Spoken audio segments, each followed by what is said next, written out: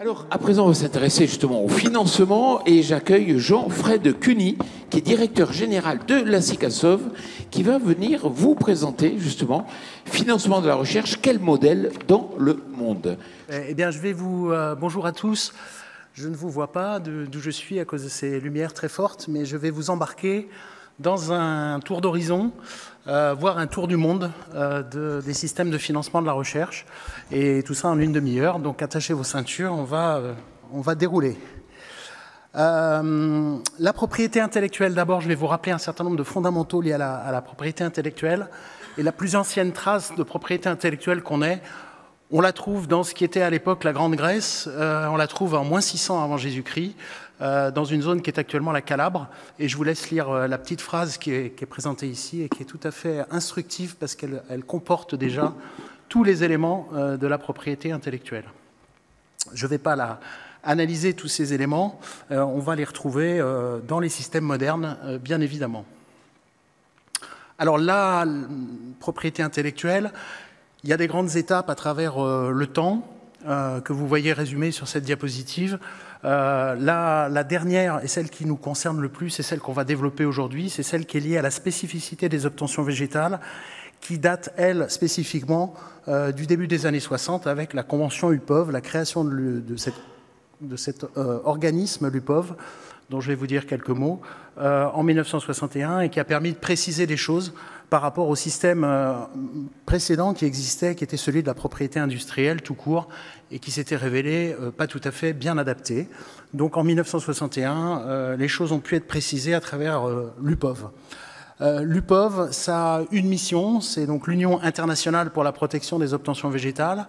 Ça a une mission qui est de mettre en place et de promouvoir un système efficace de protection des variétés végétales afin d'encourager l'obtention de variétés nouvelles dans l'intérêt de tous.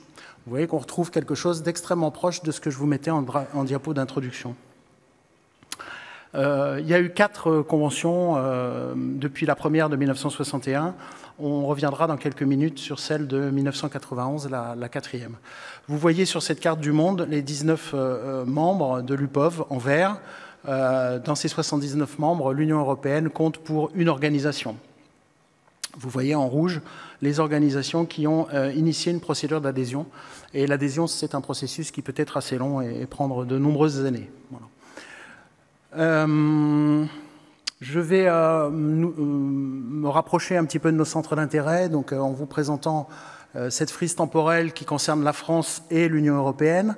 Donc la première convention de l'UPOV, comme je l'ai indiqué il y a quelques instants, en 1961, les éléments de cette convention ont pu être traduits dans le droit français avec une première loi semences, une première loi sur les obtentions végétales, 9 ans après. Donc il a fallu 9 ans pour arriver à transcrire dans le droit français les intentions qui avaient été affirmées par la France, qui était signataire de cette première convention UPOV 9 ans auparavant. Je vous ai parlé de révision. Il y a une révision importante donc, qui est intervenue en 1991. Il y a plusieurs éléments à l'intérieur de ça, mais celle qui nous concerne le plus, à la limite aujourd'hui, c'est celle qui finalement a donné une réalité et une précision et une autorisation sur les semences de ferme. Donc dès 1994, donc relativement rapidement, l'Europe a pu transcrire dans ses règlements ces éléments. Et donc c'est le fameux règlement 2194 qui est complété par un autre règlement en 1995 et qui a donné un cadre précis à la semence de ferme en Europe. Ça s'est traduit assez rapidement, somme toute. Après, je vous passe les aléas entre 1994 et 2001 qui ont été assez tendus, mais ça a abouti en 2001 à signer entre la GPB et les semenciers à un premier accord de CVO pour le blé tendre, un accord de financement sur les semences de ferme de blé à l'époque. Et c'est ça qui a rendu réellement la légalisation des usages de semences de ferme en France. Et on voit que les acteurs ont été en avance, finalement, puisque le droit de la Convention UPOV numéro 4 a été retranscrit dans le droit français à travers une loi semence seulement en 2011. Donc vous voyez qu'il a fallu pratiquement 20 ans, entre 91 et 2011, pour retranscrire les intentions d'une convention UPOV. Donc fort heureusement, les acteurs, par la négociation, par l'esprit de filière, ont réussi à mettre en place des choses. Donc je vais vous réexpliquer certains éléments de tout ça dans les minutes qui viennent. Je vais commencer par vous repréciser une petite notion qui est importante, ou du moins distinguer deux notions, qui portent souvent à confusion. C'est la différence entre le certificat d'obtention végétale, le COV, et qui est la protection, et l'inscription au catalogue. Alors pour ça, je l'illustre avec ces images très frappantes. Donc le catalogue, c'est la commercialisation, c'est du droit public, c'est d'une durée non limitée dans le temps. En fait, c'est tant que l'obtenteur maintient par le paiement d'annuité son inscription au catalogue, eh bien la variété existe dans le catalogue. Le catalogue, c'est géré en France par le CTPS, c'est des épreuves d'inscription qui sont sous le contrôle du GVS, vous connaissez les principes. Comme l'illustre cette image, c'est le droit d'entrée sur le territoire, c'est le droit d'entrée sur le marché en fait. Voilà. Donc le catalogue, c'est l'entrée sur le marché. Le COV, lui, il accorde un monopole d'exploitation au créateur de la nouveauté. C'est du droit privé. Ce monopole, il est accordé pour une durée de temps limitée, qui est de 25 ans pour les grandes cultures et qui, pour certaines espèces, est porté à 30 ans, notamment ce sont les arbres et les pommes de terre. Vous voyez le logo de l'OCVV en dessous de la photo, l'OCVV qui est l'office communautaire qui délivre ces protections. Et l'illustration, eh bien, c'est l'autoroute à péage. En fait, on comprend bien qu'il y a différentes voies. Il y a la voie du télépéage, de la carte bleue, mais on comprend bien qu'il faut payer pour emprunter cette autoroute. Et donc le COV, c'est ça, c'est un modèle payant pour accéder à une génétique nouvelle et à la grande vitesse, en l'occurrence, si on reprend l'image de l'autoroute. Et si on pousse la métaphore de l'autoroute jusqu'au bout, eh bien, on voit qu'il y a un système secondaire de réseau routier tout à fait performant et de bonne qualité qu'on peut aussi utiliser si on le souhaite et si on ne souhaite pas prendre les variétés et les voies rapides. Voilà. Vous avez un certain nombre de logos en bas qui sont les organismes qui, à travers l'Europe ou le monde, gèrent ces systèmes de redevance. Alors, je vais vous expliquer maintenant les grands modèles. Donc, on va réélargir un petit peu. C'est les modèles qui sont les modèles de financement de la recherche, toutes espèces confondues. On va en venir sur le modèle des autogames en deuxième, mais je vais vous rappeler un modèle qui est utilisé pour les espèces que vous voyez sur cette diapositive, le maïs, le colza, le tournesol, la betterave, beaucoup de potagères, le sorgho.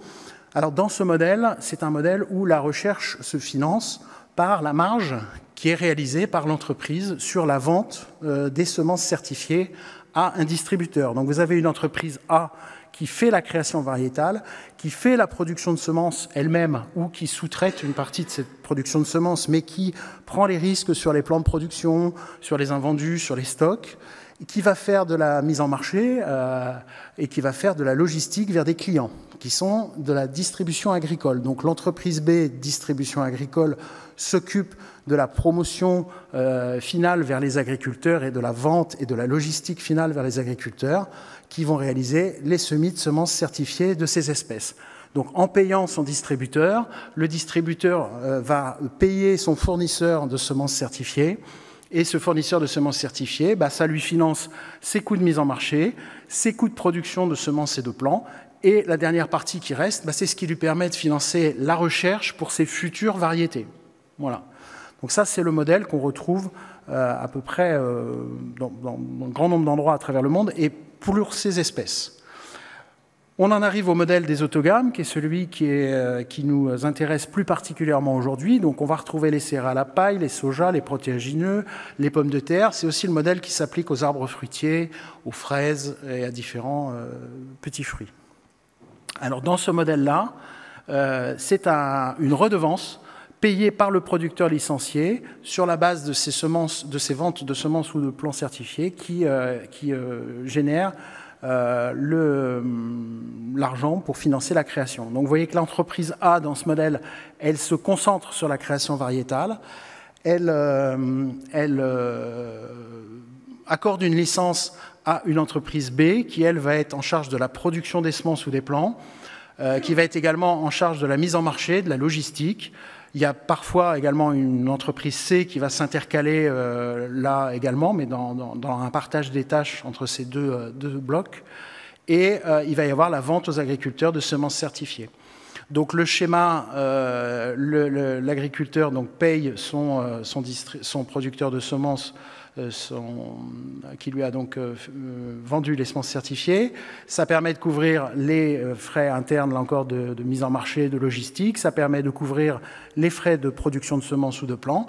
Et ça permet de payer un fournisseur extérieur qui est le créateur variétal avec la redevance qui s'applique et qui est donc payé au créateur. Voilà, le créateur utilise ses fonds pour créer les variétés de demain. Alors, une fois qu'on a posé ce schéma, il manque quelque chose, puisque vous voyez que c'est un schéma dans lequel il n'y a que les semences et les plants certifiés.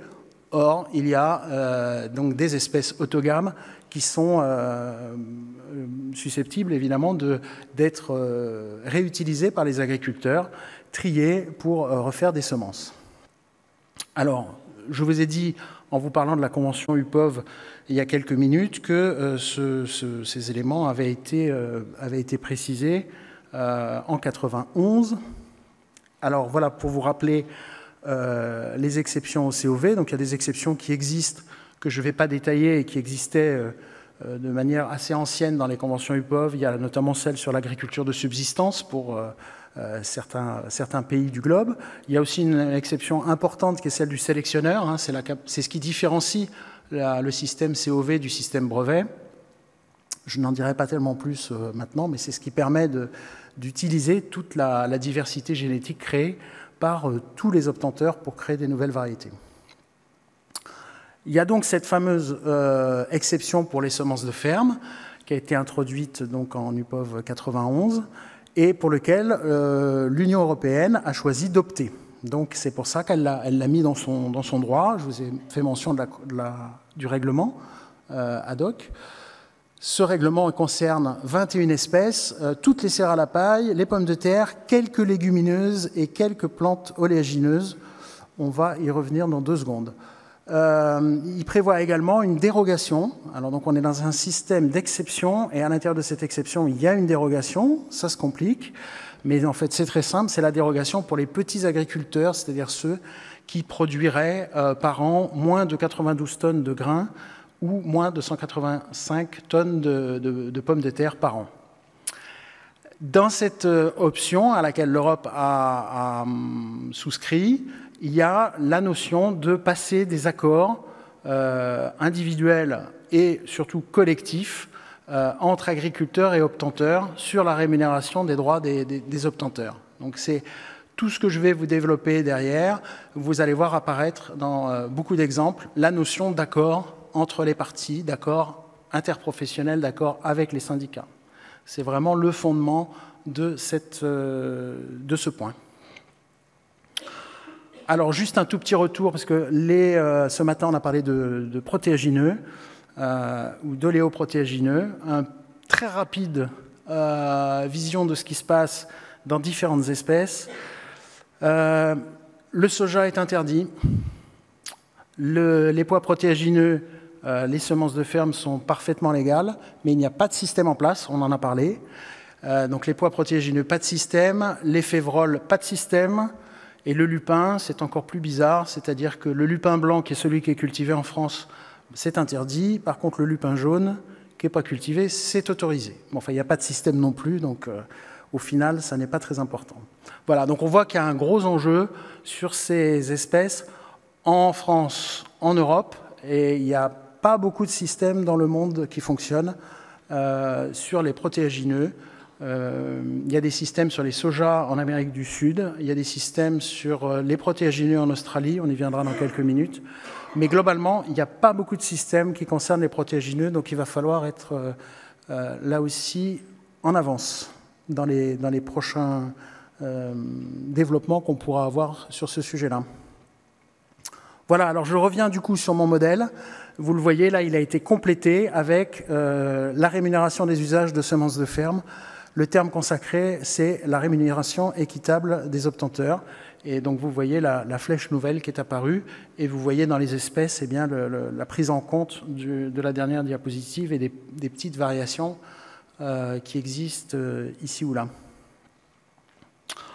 Voilà, donc maintenant que j'ai tracé ces grands éléments des sous-jacents, de propriété intellectuelle, de systèmes de financement de la recherche, que j'ai commencé à évoquer donc les systèmes de rémunération équitable, je vais vous emmener dans un petit tour du monde en une douzaine de minutes sur comment ces systèmes sont déployés dans le monde sur les différents territoires. Voilà, donc on va partir dans toutes les directions et j'ai essayé de regrouper les systèmes dans des catégories à peu près cohérentes, même s'il y a beaucoup de systèmes qui existent. Alors on va attaquer par les Amériques, et puis je raccroche dessus le Japon. Le système américain, quel est-il? Les systèmes américains, des Amériques au pluriel, quels sont-ils? Alors un premier système qui est en usage dans les zones états-uniennes où il y a beaucoup de semences certifiées qui sont vendues. Donc on va parler du nord-ouest des États-Unis. Eh bien, c'est un système dans lequel on vend des semences certifiées, on fait un contrat et on interdit les semences de ferme à l'usager. Voilà. Donc c'est un premier système. Interdiction par le contrat. Quand on va aborder d'autres zones des États-Unis, plutôt les grandes plaines, les zones centrales, quand on va parler du Canada, là, il y a un usage massif de semences de ferme, mais il n'y a pas de système de rémunération d'aucune nature.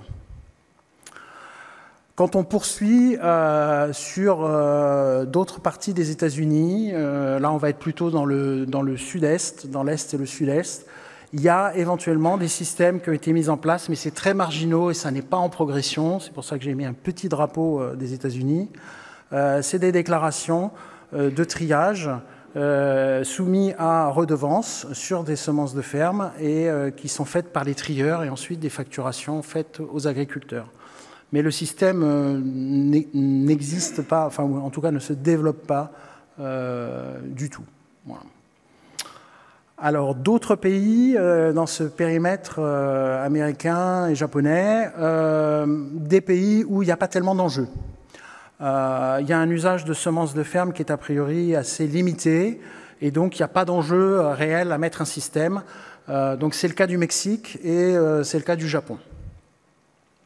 Enfin, il y a un système, on va retrouver le système, le premier que je citais, le système américain, états-unien, mais où là, c'est autorisé par contrat.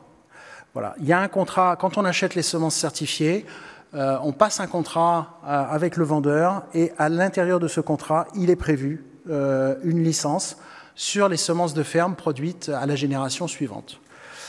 C'est le système qui est développé notamment en Uruguay et en Argentine.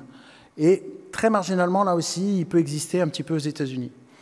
Donc c'est intéressant de regarder Uruguay et Argentine par rapport à ce système. Donc tout est basé sur le contrat entre les parties, le contrat individuel entre un vendeur de semences et un acheteur de semences. C'est relativement coûteux à mettre en place, à contrôler, et relativement compliqué. Et donc, l'expérience montre que ça fonctionne très bien sur l'Uruguay, qui est un pays assez compact, assez petit, à la frontière entre le Brésil et l'Argentine. Vous voyez la taille respective de l'Uruguay et de l'Argentine. Donc, ça se passe relativement bien en Uruguay, avec un nombre de fermes limité sur un territoire compact et des choses qui sont assez facilement traçables. Et ça se passe relativement moins bien. Le taux de compliance, comme on dit, avec ces contrats est beaucoup plus faible sur la partie argentine parce que c'est beaucoup plus dur et beaucoup plus coûteux à contrôler. Voilà pour les systèmes américains. On va se rapprocher et aller en Europe. Alors en Europe, on va commencer par l'Europe centrale et l'Europe orientale. dans lequel existe un système que j'appelle un système archaïque, qui était inspiré des pratiques des anciens instituts publics de recherche, qui sont des instituts régionaux, des instituts nationaux, qui ont des services de sélection et qui proposent des nouvelles variétés. Voilà. Donc ce système, en fait, est basé sur la vente des semences de base. Et donc l'Institut se rémunère sur la vente de ces semences de base. Et puis il a d'autres activités à côté qui lui permettent de se financer. Il a des exploitations agricoles, il a de l'élevage, il a d'autres activités. Et donc voilà, son financement, on va dire, est assuré à un petit niveau par tout un tas d'activités, et donc il n'y a pas réellement de système spécifique au financement de la recherche végétale.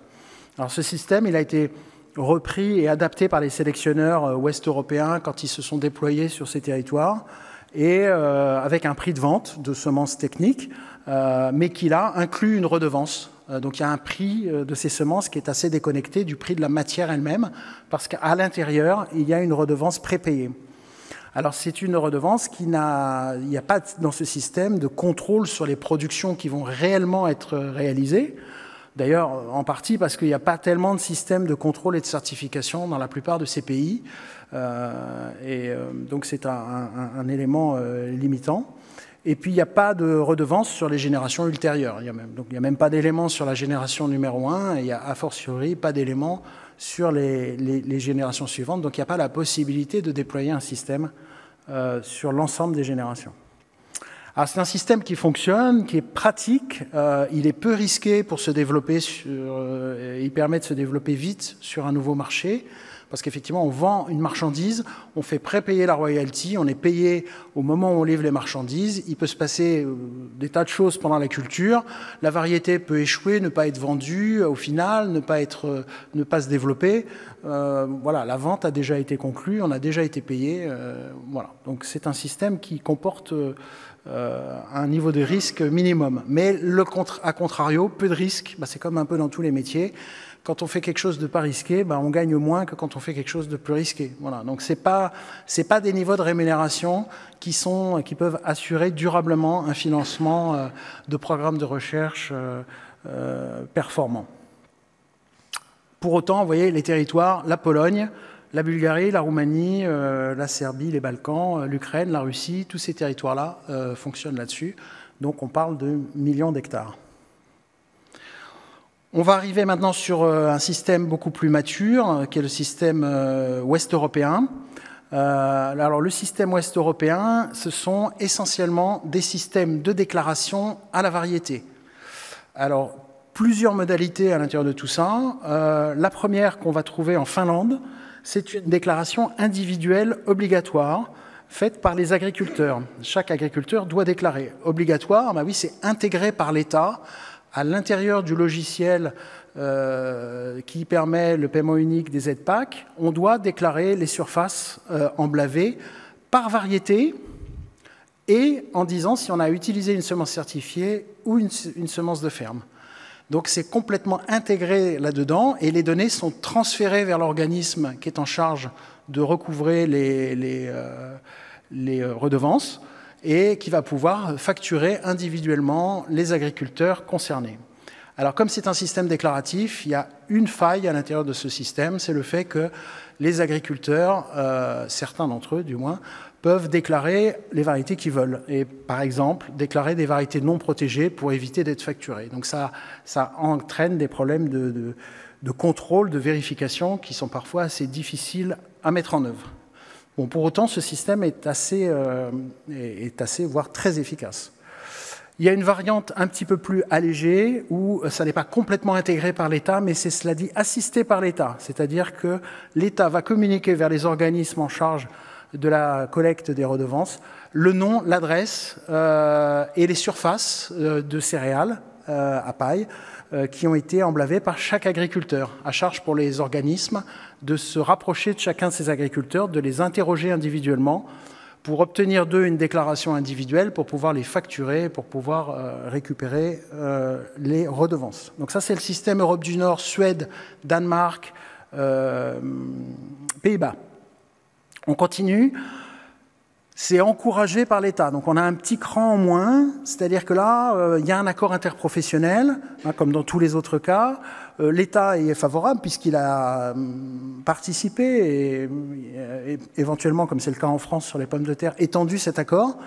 Mais ça s'arrête là. Donc il faut que l'organisme en charge de récupérer les redevances se débrouille pour identifier lui-même tous les agriculteurs. Donc c'est un petit challenge.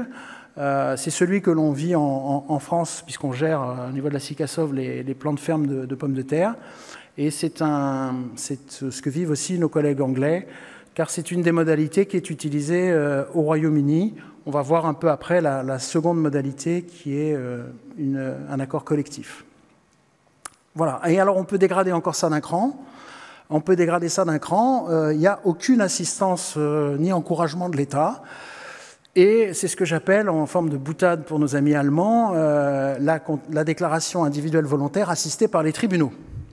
C'est-à-dire que le droit du COV est transcrit dans le droit allemand, le droit européen est présent et on va interroger les agriculteurs et s'ils refusent de répondre, on va aller au tribunal et si le tribunal local ne suffit pas, on va escalader les échelons des tribunaux pour faire réécrire la loi par la jurisprudence. Donc là, le contexte, c'est contraindre les agriculteurs. Donc on voit qu'on est dans un système largement différent de ce qui a été présenté avant. Donc évidemment, là, il n'y a pas eu d'accord avec les syndicats. Bon, pour autant, ça fonctionne. Hein, c'est plus long, c'est la face nord, mais ça fonctionne. Voilà, l'Allemagne, ça fonctionne désormais significativement bien. 85 000 agriculteurs sont interrogés chaque année par le STV en Allemagne. Il en manque, parce qu'ils n'ont pas toutes les adresses, mais ils en ont de plus en plus, et à terme, ils les auront toutes. Voilà. Le système tchèque et belge est un petit peu différent. C'est l'État qui a été, enfin notamment le système belge, c'est l'État qui a été mis au tribunal pour l'obliger à donner les adresses. Donc tous les ans, les collègues belges réinterrogent l'État sur la base de ce jugement qu'ils ont obtenu il y a 15 ans et ils obtiennent les adresses de tous les agriculteurs et finalement ils retombent dans la case des Pays-Bas, du Danemark, etc. Voilà pour les systèmes qui fonctionnent. Alors après, il y a un système encore plus rouge. C'est le système qu'on a en Pologne. C'est-à-dire que là, c'est non seulement pas assisté par l'État, pas intégré, pas encouragé, mais ça a même été découragé par l'État, puisqu'il y avait une loi qui était assez précise, qui donnait pas mal de leviers pour aller interroger les agriculteurs, et le système était en place et portait déjà des fruits. Quand l'État, à faveur d'un changement politique, la loi a été détricotée et désormais n'offre plus de levier aux obtenteurs, autre que d'aller un par un contester, contraindre les agriculteurs pour rentrer dans un système de financement. Voilà, donc une situation qui est assez contrastée. C'est tout pour les situations où la déclaration est individuelle. Il y a des systèmes où la déclaration est collective. Donc on utilise, ce n'est pas l'agriculteur qui déclare, mais c'est un autre maillon de la filière. Donc c'est le cas en Angleterre, où ce sont les trieurs mobiles qui, pour une grande partie de la sole anglaise, font les déclarations. Eh bien, ils ont connaissance des quantités triées et des variétés triées, et donc ils prélèvent, pour ceux qui sont homologués, ils prélèvent directement à l'agriculteur le montant qui est dû. Et il y a d'autres trieurs qui ne sont pas homologués, et dans ce cas-là, ils transmettent l'information des quantités, et c'est l'organisme de recouvrement des redevances qui facture et qui va chercher l'argent individuellement. C'est à peu près le même système qui est en place aussi en Espagne avec les trieurs espagnols. Voilà. Là, vous voyez qu'on est de retour dans une situation avec des accords avec les syndicats, les syndicats d'agriculteurs du territoire. Et alors une dernière case qui n'est pas très satisfaisante parce que c'est la SICASOV, entre autres, qui est très active sur le marché italien pour le compte des obtenteurs. Et on n'a pas réussi à mettre en place de système pour le moment en Italie. Alors on a tenté un petit accord sectoriel avec les trieurs à façon il y a de ça 3 ans, mais il y a un manque de volonté des acteurs. agriculteurs et trieurs pour que ça fonctionne, et donc le système est caduque. Et donc on est dans le cadre d'un territoire significatif qui produit des tonnages de céréales à paille importants et sur lequel il n'y a, à l'instant où on parle, aucune contribution en matière de semences de ferme. Voilà, alors une fois qu'on a fait tout ce panorama, on va atterrir sur la France, qui est un système significativement différent de tout ce que je viens de vous présenter. C'est un système qui est original. Il n'y a pas de notion de variété au moment de la déclaration, comme dans tous les systèmes que j'ai évoqués dans la diapo précédente européenne. Pas de déclaration de la variété. La contribution, elle est prélevée auprès des agriculteurs, mais elle est déduite du paiement de la collecte. Elle est déduite par l'OS. On est bien sûr dans le cadre d'un accord interprofessionnel étendu par l'État, on est dans le cadre de l'OCM, de l'Organisation commune des marchés de l'Union européenne, donc on est dans un cadre, on utilise un cadre que tous les autres pays européens pourraient utiliser également, mais on est un peu les seuls à l'utiliser à ce point-là, je pense. Il y a 800 collecteurs donc, qui déclarent pour l'ensemble des agriculteurs français.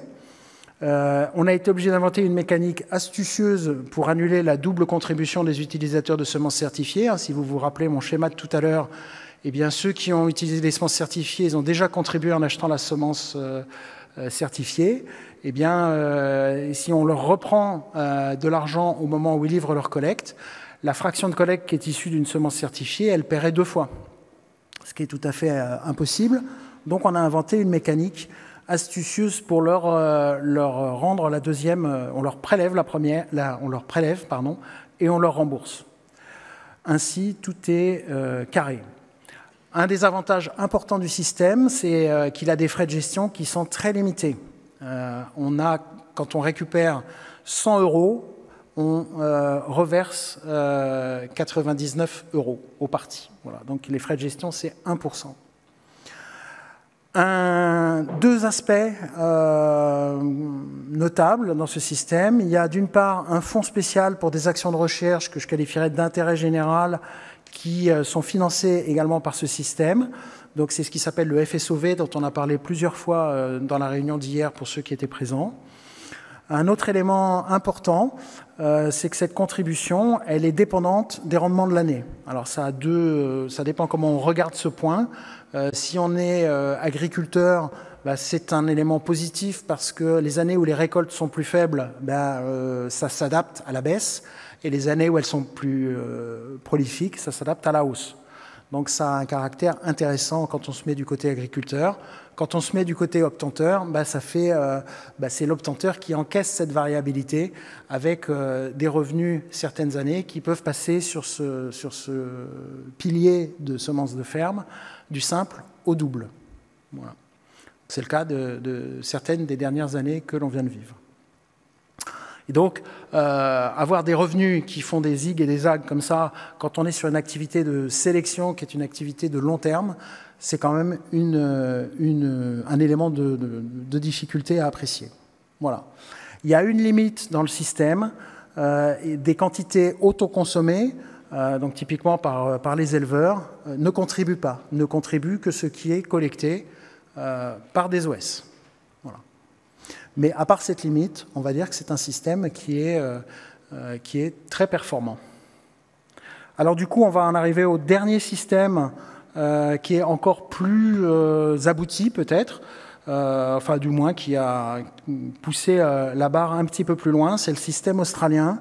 On va retrouver beaucoup d'éléments de ce système français CRIV, sauf que ce système, il est appliqué... Ah, il a l'air de me manquer une diapo. Il manque une diapo. Il manque 3 diapos. Ouch. Est-ce que vous pouvez les... Alors, je vais vous le faire live, parce que j'ai la diapo sous les yeux. J'ai bien fait de la prendre. Donc, le système australien, c'est un système où il n'y a pas de distinction. Le système global de financement de la recherche en Australie ne fait pas de distinction entre semences de ferme et semences certifiées. Donc en fait, ça part d'un constat, c'est que c'est un pays où le taux d'utilisation des semences de ferme est historiquement très très haut, c'est-à-dire proche de 90%. Donc un système de redevance sur les semences certifiées n'est pas viable. Voilà. Donc c'est pour ça qu'il y a un système qui a été mis en place avec une contribution généralisée qui est prélevée auprès des agriculteurs au moment de la collecte du grain par l'équivalent australien des OS français. Voilà. Donc c'est exactement le même système que je vous ai décrit pour la France, sauf qu'il est étendu à l'intégralité de la collecte et il n'y a pas de mécanisme astucieux pour rembourser la contribution sur les semences certifiées, puisqu'il n'y a pas de contribution sur les semences certifiées. Voilà, ce système est déclaratif à la variété livrée. Donc c'est une petite contrainte, hein. Si on mettait ça en France, ça ferait bondir à juste titre un certain nombre de parties prenantes. Chez eux, c'est un système qui préexistait, ce système déclaratif, notamment dans des filières tracées, donc ça n'a pas constitué une évolution si marquante. Ça a été possible à mettre en place parce qu'il y a un petit nombre de très gros collecteurs, il y a une 50aine de collecteurs, il y en a quand même une petite dizaine de très gros qui donnent le tempo sur le territoire australien. Et donc ça a permis de mettre en place ce système très original parce que c'était une approche en filière et avec un nombre d'acteurs assez contenu. Voilà. Ce qui marche particulièrement bien, c'est que ce système marche pour les protéagineux collectés, marche pour les protéagineux, marche également pour les oléagineux. Il y a un marché actif de lignées de colza en Australie, avec des variétés lignées, puisque le système de rémunération de la recherche est parfaitement aligné avec ce type de variété. Donc voilà, c'est un système qui fonctionne plutôt bien. La seule petite faiblesse, c'est qu'il y a une certaine inertie dans l'arrivée des nouvelles variétés. Parce qu'il y a un maillon qui n'est pas sollicité dans cette histoire, puisqu'il n'existe pas vraiment, c'est le maillon qui vend les semences certifiées. Et en Europe et dans beaucoup de territoires, le maillon qui vend les semences certifiées, c'est le maillon moteur sur la diffusion large auprès de tous les agriculteurs de l'information sur les nouvelles variétés. Et donc là, on n'a pas cet effet-là. Donc les variétés s'installent un petit peu plus lentement dans le paysage parce qu'elles ne bénéficient pas de cet effet booster des semences certifiées. Mais sinon, c'est un très bon système. Et pour vous fixer, alors j'avais un petit effet waouh qui ne marche pas parce que vous n'avez pas la diapo. À ce moment-là de la présentation, je faisais apparaître le nom d'une variété d'orge brassicole qui s'appelle, dont je ne dis pas le nom, mais que tout le monde aurait pu reconnaître, qui est bien connue en Europe, pour vous dire quel est le niveau de royalty, le niveau de redevance sur cette variété. Et donc c'est 4 $ australiens par tonne, ce qui transcrit en euros, c'est 2,40 €. Voilà. Donc une orge brassicole collectée en Australie, eh bien, elle va contribuer à 2,40 € par tonne collectée. Ceci à mettre en relation avec la crive que vous connaissez tous, et vous savez, j'imagine, le taux de 1,05 € par tonne qui est en place. Donc ça veut dire que tous les hectares australiens, toutes les tonnes australiennes collectées rémunèrent 2,40 € la tonne. Alors le mot de conclusion, il y a un certain nombre donc, de pays, on a vu, où il n'y a pas de système en place. Voilà. Donc cette version un peu pessimiste, on peut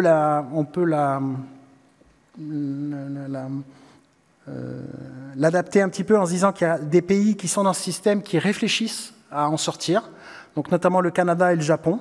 Ils ont atteint les limites de leur système et ils ressentent le besoin d'évoluer et de mettre en place un système pour pouvoir financer plus durablement leurs recherches.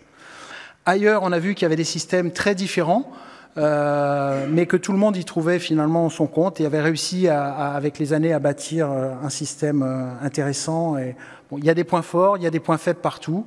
Il n'y a pas de système idéal, mais tous fonctionnent à peu près bien.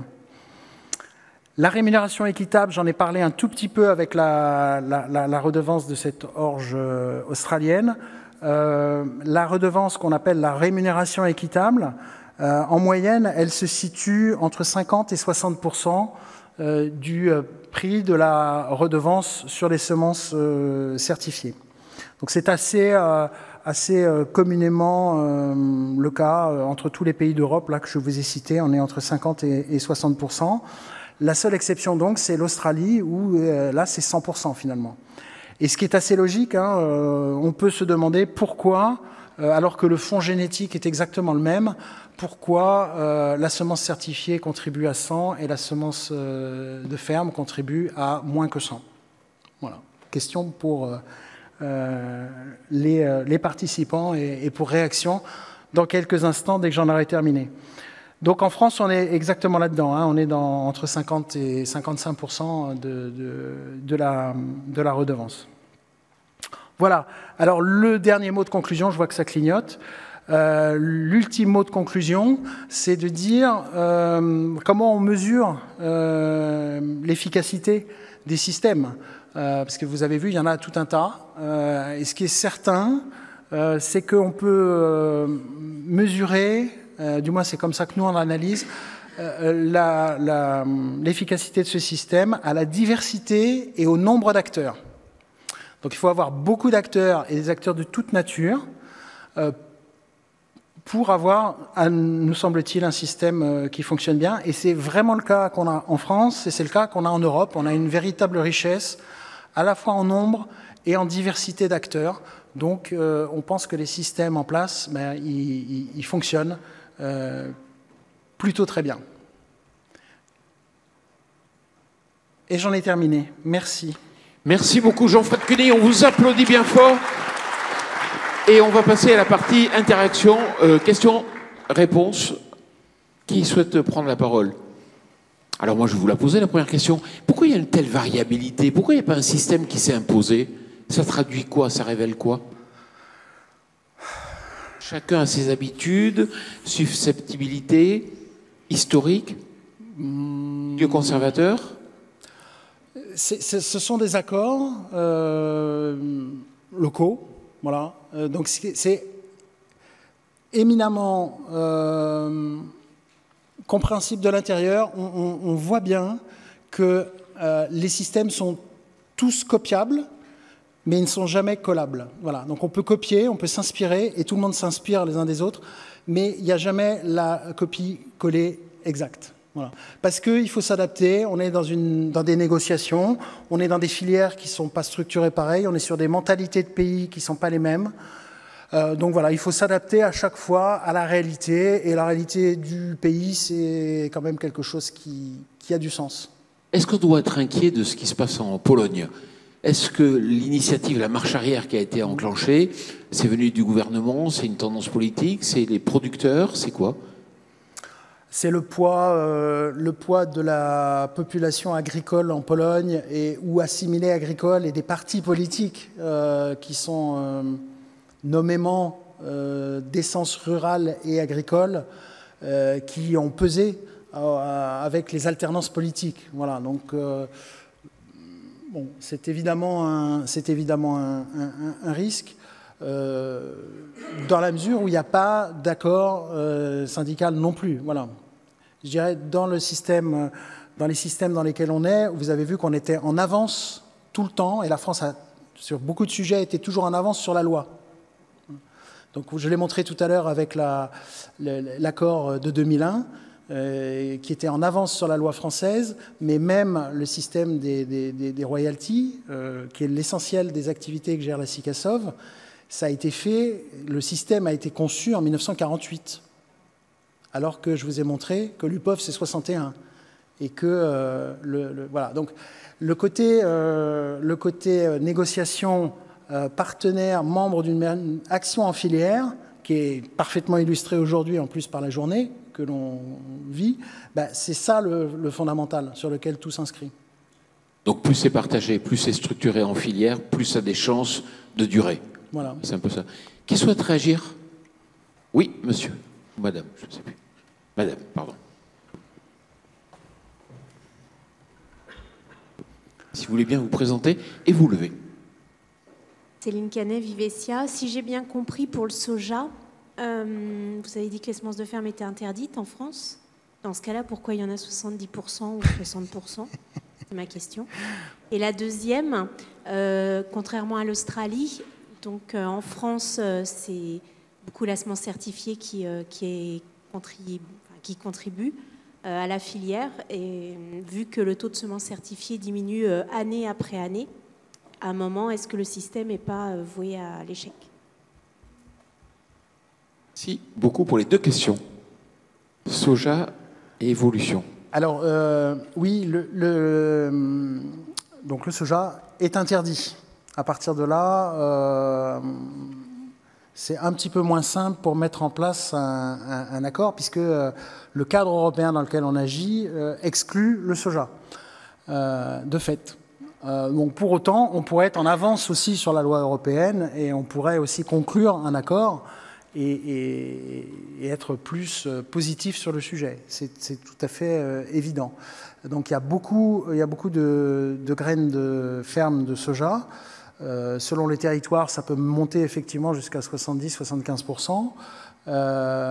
C'est assez compliqué à traiter et notamment, on échange beaucoup avec des agriculteurs qui font des offres en vente sur Le Bon Coin, sur des supports comme ça, et qui mettent des annonces pour vendre des graines de ferme. Donc déjà, c'est interdit de vendre des graines entre agriculteurs, mais a fortiori de vendre des graines d'une espèce interdite. Donc on échange avec ces agriculteurs par téléphone, et souvent, certains ne comprennent même pas le fait que ce soit interdit, parce que le cas des céréales à paille, où c'est autorisé, où ils le font, où éventuellement ils les vendent, c'est plutôt marginal selon moi, mais où ils font leurs semences de ferme, ils n'ont pas forcément bien compris qu'ils finançaient ça à travers la crive. Il y a une question, on en parle souvent avec les équipes AGPB, c'est vraiment comment faire percevoir le fait que pour les céréales à paille, oui, c'est autorisé, c'est une exception, le système de financement est en place et vous payez. Et en soja, non, c'est interdit, non, vous n'avez pas le droit de le faire, parce que aussi vous ne payez pas, et les deux systèmes sont donc un peu en dissonance, en fait. Donc ça fait partie de la complexité à adresser ce sujet. Je reviens peut-être sur le deuxième sujet, sur la deuxième question. Oui, la baisse et le risque d'implosion. Oui, c'est un état de fait. Le taux d'utilisation des semences certifiées s'érode chaque année un petit peu, et donc on pense dans nos projections qu'on devrait atteindre environ un tiers de semences certifiées. Voilà. Donc c'est pour ça que le système ne peut marcher que sur ses deux pieds. Le système des semences de ferme doit aussi contribuer, doit et devra, si on veut continuer à maintenir une richesse et une diversité des acteurs, comme je l'ai indiqué en conclusion, il va falloir réfléchir à tout ça. Et c'est pour ça que, effectivement, ça a été évoqué, je crois, par Thierry tout à l'heure, la question de faire évoluer notre modèle actuel dans le futur et sur la table. Voilà, c'est le sujet. Là, on va re-signer dans les prochaines semaines un nouvel accord triennal CRIV qui sera, on va dire, plutôt sur les bases existantes jusqu'à présent, le modèle existant. Au renouvellement dans 3 ans ou au plus tard dans 6 ans, il faudra certainement avoir un modèle qui soit plus en rupture, avec des nouvelles modalités ou des nouvelles façons de travailler. Très bien. Une remarque, une question? Qui souhaite prendre la parole? Oui. Si vous voulez bien vous lever aussi pour qu'on puisse vous filmer. Je ne me représente pas. Jean-Fred, je pense qu'il y a une évolution notable au Canada, notamment parce que, et en tout cas c'est le cas sur l'État du Saskatchewan, la recherche était largement financée par les États. Et il y a les États se sont désengagés, et donc du coup, la question se pose du financement de l'innovation, d'où un basculement vers un système de collecte. Et donc je pense que c'est le cœur du sujet, et tu as dit que ça marchait très bien en Europe de l'Ouest avec une diversité d'acteurs. En fait, c'est un choix organisé plus ou moins par l'État, où on se met d'accord sur qui contribue à l'innovation, et pour qu'il y ait une contribution notamment du privé, il faut créer des systèmes qui permettent de financer cette innovation. Et ça pose la question d'ailleurs du système du COV par rapport au système du brevet. On voit aux États-Unis, là où on n'a pas de semences hybrides, on est plutôt sur des semences haut de gamme. Le niveau d'innovation n'est pas du même niveau, justement, puisque c'est plutôt des travaux d'université qui permettent de le faire. Donc ça interroge, je pense, l'ensemble des participants autour ce matin. C'est qu'est-ce qu'on souhaite en termes d'innovation pour nos filières agricoles et comment on le finance. Et donc si on veut maintenir notre système, qui je pense peut porter ses fruits, puisqu'on apporte de l'innovation, effectivement tout le monde doit contribuer entre le financement public, le financement des agriculteurs, le financement des filières, pour que les acteurs privés, si on souhaite qu'ils continuent à innover, puissent continuer à avoir des financements pour le faire. Et ça pose aux questions, ça remet aussi sur la table, désolé, le sujet des NBT et des brevets, puisque quand on introduit le système du brevet, ça peut largement perturber le système UPOV-COV qui existe aujourd'hui en Europe de l'Ouest et qui a permis cette innovation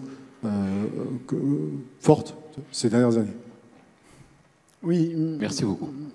Merci Vincent. C'était effectivement indiqué le dernier point que tu signales dans la diapositive, mais je suis passé très vite sur ce point. C'est vrai que dans la partie d'exception du sélectionneur,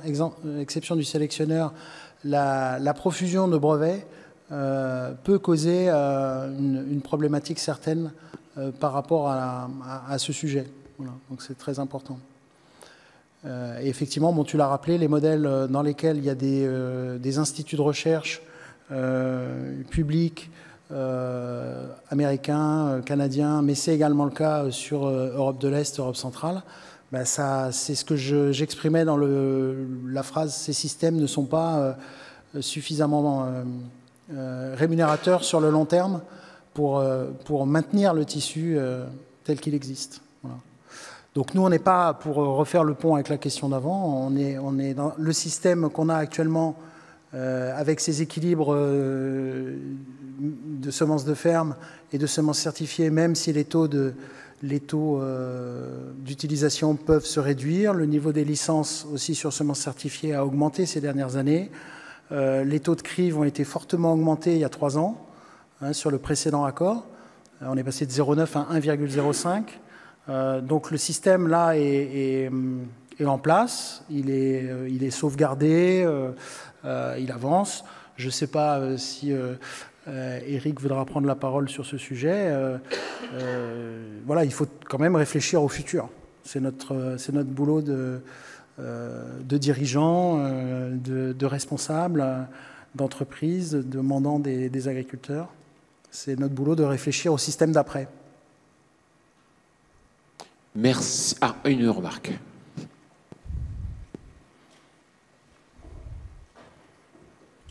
Étienne ? Merci. Oui, merci pour ce panorama. Panorama qui me fait dire que voilà, le système français, tout compte fait que la crive paraît quand même vertueux. Donc moi, j'ai presque envie de me tourner vers le GPP, puisqu'il y a des représentants ici, ou de Terre Univia.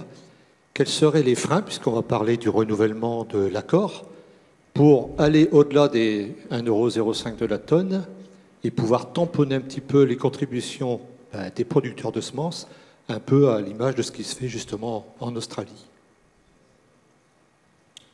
La question est posée. Qui souhaite répondre? Je suis désolé, j'étais distrait. Donc Éric Thirouin, donc j'ai pas entendu complètement la question, mais par rapport à l'Australie, j'ai entendu que c'était ça la question. Oui. J'aimerais, Jean-Fred, que tu nous redonnes les choses. L'Australie, on est d'accord, si j'ai bien compris, il prélève pas, il n'y a pas de royalty. Tout est pris au niveau de la collecte. Voilà. Et donc, présenter que c'est 2,40 € de prélèvement à la collecte comparé à 1,05 € de crive, c'est quand même très fallacieux parce qu'en France, on rajoute les royalties. Est-ce que tu pourrais nous dire crive plus royalty, la comparaison? Je pense qu'on est exceptionnellement bon en France. Non. La royalty a bien augmenté. Hein. Oui, oui. Oui. On est entre 1,80 € et 2,05 €. Voilà. Voilà. C'est quand même pas 1,05, 2,05. Non. Voilà. Donc je pense que ça serait bien d'être complet. J'ai été un peu vite. Oui, mais comme c'était l'effet waouh, moi ça l'a fait même sans voir la diapo. Voilà. Donc effectivement, je voulais le dire en conclusion, mais du coup je le dis là puisque c'est le moment. Je pense, comme tu l'as dit, tu l'as démontré, on essaye en France d'être quand même en avance sur tous ces sujets-là. Pour une raison toute simple, hein, c'est que les producteurs, ils sont extrêmement convaincus que l'avenir, c'est l'innovation, c'est la recherche, c'est aller de l'avant. Et donc pour aller de l'avant, il faut que ceux qui cherchent, ils gagnent leur vie. De même que pour produire, il faut que les producteurs gagnent leur vie. Mais il faut que la recherche gagne sa vie. Et donc on a toujours eu cette réflexion, même si effectivement on discute, parce qu'il y en a qui veulent toujours plus, d'autres toujours moins, il faut trouver un équilibre, mais il faut faire en sorte qu'effectivement les chercheurs, les obtenteurs gagnent leur vie pour avoir envie de chercher. S'il n'y a pas d'argent, s'il n'y a pas de rentabilité, on arrête de chercher. Si on arrête de chercher, on arrête de produire in fine. Donc il faut trouver cet équilibre. Et je trouve au contraire que tout l'exposé, nonobstant ce que je viens de dire, tout l'exposé démontre qu'on a été en avance et qu'en fait on est, mis à part le problème de la collecte de l'autoconsommation, s'il y en a un qui a une solution, vous me la donnez, je l'appliquerai. Vraiment bien volontiers, mais à part ça, je pense qu'on est relativement exemplaire par rapport à tout ce qui a été présenté dans le monde. Donc après, il y a des discussions, est-ce qu'il faut faire 10 centimes de plus, 10 centimes de moins, comment faire? Bon, ça, c'est des discussions qu'on peut avoir, mais je pense qu'on est quand même assez level dans le monde sur la façon dont on le fait, dans un but et un intérêt partagé, c'est qu'il faut qu'on trouve des solutions à tous les problèmes que l'on a au quotidien. Et c'est ça qui nous anime ensemble. Voilà. Merci beaucoup. Thierry Mormon. Merci. En fait, c'est un producteur de semences certifiées qui a posé la question, et c'est pas un hasard. En fait, je pense que derrière sa question, ce qu'il voulait dire, surtout, c'est que les producteurs de semences certifiées sont victimes d'une concurrence qu'ils jugent déloyale, qui est celle des trieurs à façon, qui sont ni des agriculteurs, ni les producteurs. Ceux-là vivent, et c'est normal de leur métier, sauf que il est effectivement pas tout à fait injuste de dire pourquoi cet acteur, ce membre de la filière, puisqu'il est désormais membre de SEMAE aussi, ne contribuerait pas aussi, à hauteur de ses moyens, au financement de la recherche. Il a une activité dont effectivement la compétitivité relève au moins en partie d'une situation de concurrence qui n'est pas tout à fait équitable. Donc je pense que c'est surtout cet aspect que Étienne voulait souligner, et pas tellement le fait que les agriculteurs ne sont pas effectivement volontaristes, et on le sait qu'ils le sont, puisque le système français est un système qui est unique, et que certains pays nous regardent avec envie, ils se demandent même mais comment c'est possible de mettre en place un tel système? Chez nous, ce ne serait pas possible. Il est vertueux parce qu'effectivement, il est issu d'une négociation voulue et assumée par les deux parties, et parce qu'il génère des coûts de fonctionnement qui sont extrêmement faibles, parce qu'on n'a pas envie, ni vous, ni nous, de mettre en place un système qui, effectivement, sur le papier, serait fantastique, mais qui coûterait un tiers. On n'a pas envie de financer une usine à gaz, on a envie de financer des relations qui nous permettent à chacun de limiter le coût tout en maximisant l'efficacité. Donc, en fait, on se rejoint sur l'essentiel, et c'est bien ça ce qui est important. Mais c'est vrai qu'on peut se poser la question de savoir si des acteurs qui sont plus au sein de notre filière ne doivent pas également être intégrés à la hauteur de leurs moyens. Encore une fois, il ne s'agit pas de leur faire supporter tout, mais les Anglais ont trouvé un système dans lequel les trieurs à façon, ça a été montré, sont inclus dans le système. Donc, pourquoi ne pas aussi réfléchir à ça? Bien, Jean-Fred Cuny, on vous applaudit bien fort. Merci pour avoir ouvert le débat et avoir permis ce tour d'horizon, ce tour du monde des systèmes de finance de la recherche.